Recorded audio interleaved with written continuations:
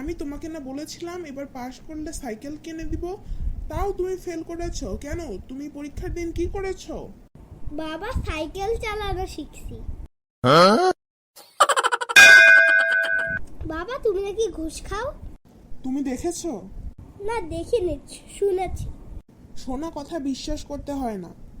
আচ্ছা স্বামী, তোমার না রেজাল্ট এসেছে, তুমি নাকি ফেল করেছো? তুমি দেখেছো? না দেখিনি, কিন্তু শুনেছি।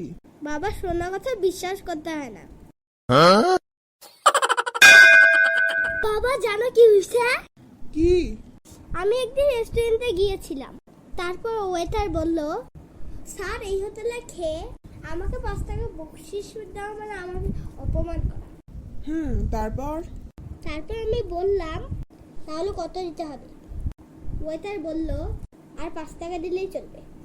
আমি বললাম আমি তো আগে 2বার 5 টাকা দিয়ে 2বার অপমান করতে চাই না। Thanks for watching. এই এভাবে বলতে হয় এইভাবে, থ্যাঙ্কস ফর ওয়াচিং। আরে ভাইয়া আব্বু